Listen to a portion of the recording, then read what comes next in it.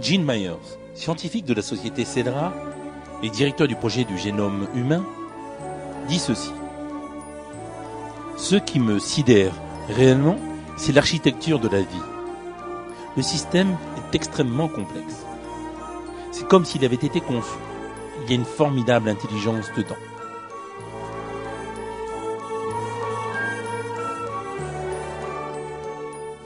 Cet étonnement affecte l'ensemble du monde scientifique. Les chercheurs observent avec surprise l'effondrement du darwinisme et de la philosophie matérialiste, présentée comme la vérité absolue. Quelques-uns parmi eux déclarent leur scepticisme ouvertement. Dans son livre « La boîte noire de Darwin », le professeur américain de biochimie, Michael Behe, décrit ainsi la situation du monde scientifique. Durant les 4 dernières décennies, la biochimie moderne a dévoilé les secrets de la cellule. Le progrès était durement atteint. Il a nécessité des dizaines de milliers de personnes dédiant leur vie au travail pénible du laboratoire. Le résultat de ces efforts cumulés pour examiner la cellule, représentant la vie au niveau moléculaire, est une découverte de toute première importance. Ce résultat est tellement signifiant qu'il doit être classé comme l'une des plus formidables réussites dans l'histoire de la science. Mais curieusement, aucune effusion de joie ne s'est produite. Pourquoi la communauté scientifique n'adopte pas massivement cette découverte sensationnelle ? Le dilemme reste entier, car tandis qu'un côté, la question est étiquetée, conception intelligente, l'autre côté doit être étiqueté Dieu.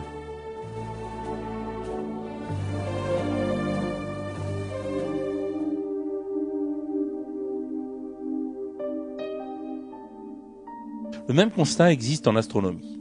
L'astronomie du XXe siècle a démoli les théories matérialistes du XIXe siècle.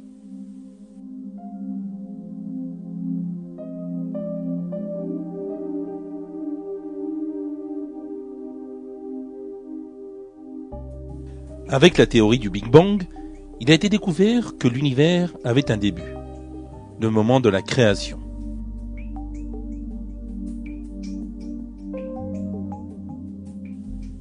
Depuis, on s'est rendu compte que dans l'univers, il y a un équilibre extraordinairement délicat qui protège la vie humaine.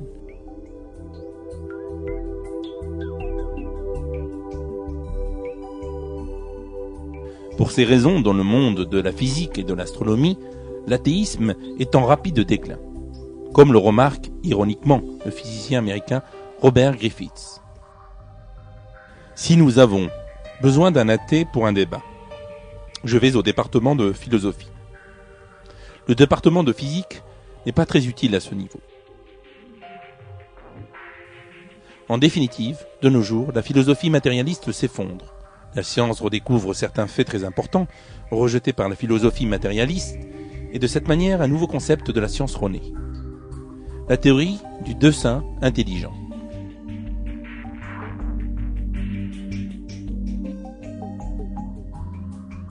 Qui a connu un succès rapide aux États-Unis d'Amérique durant les 10 dernières années, joue un rôle principal dans ce nouveau concept scientifique. Elle considère le darwinisme comme la plus grotesque erreur de l'histoire scientifique. Le dessein intelligent présent dans la nature prouve en effet incontestablement la création.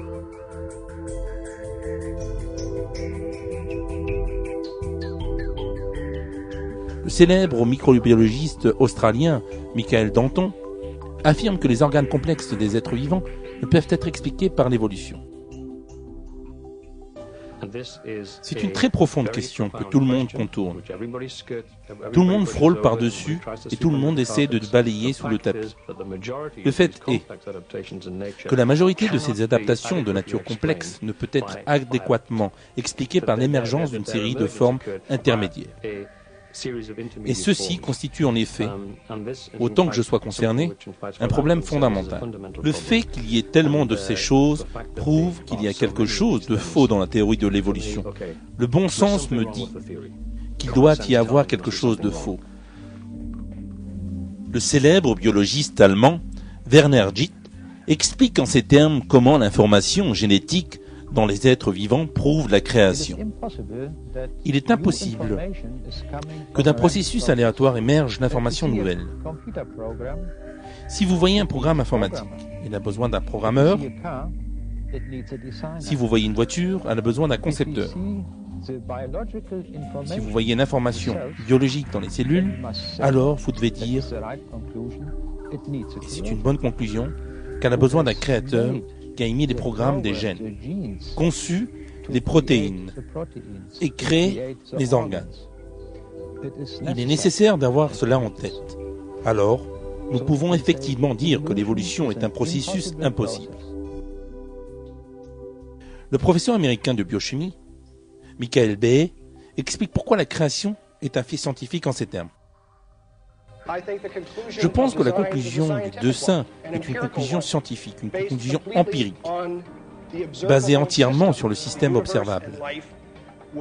L'univers et la vie étaient prévus, et ils sont le produit d'une activité intelligente. Il apparaît important de souligner que cette idée vient de la science progressive, et non de ce que nous ne connaissons pas, c'est-à-dire plutôt de ce que nous avons appris durant les 50 dernières années. Le philosophe américain Philip Johnson résume le processus scientifique ainsi.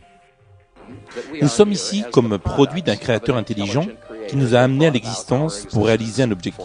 Notre existence et celle d'autres êtres vivants sont dues à une activité consciente et intentionnelle d'un créateur.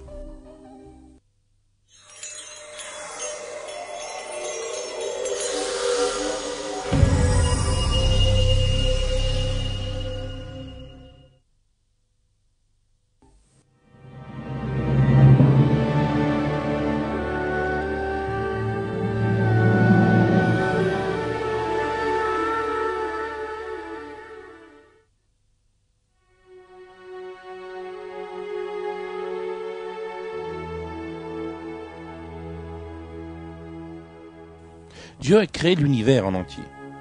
Et toute la création montre à l'humanité des signes de Dieu. La science est la méthode par laquelle l'homme peut découvrir son Créateur. Ainsi, le conflit entre la religion et la science est hors de propos.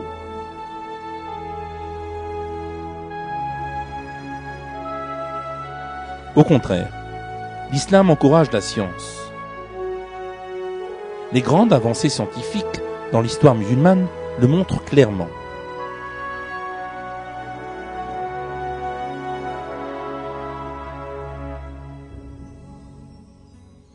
Aujourd'hui, théoriciens du XIXe siècle, promoteurs de la confusion entre science et philosophie, matérialistes ont perdu toute crédibilité.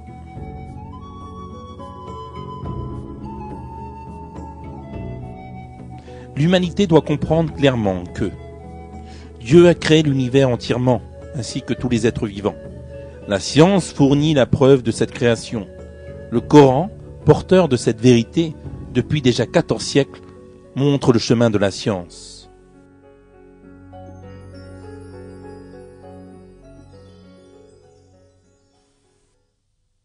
Voici un livre béni que nous avons fait descendre vers toi, afin qu'il médite sur ces versets et que les doués d'intelligence réfléchissent. Et voilà mon chemin dans toute sa rectitude. Suivez-le donc, et ne suivez pas les sentiers qui vous écartent de sa voie. Voilà ce qu'il vous enjoint. Ainsi atteindrez-vous la piété.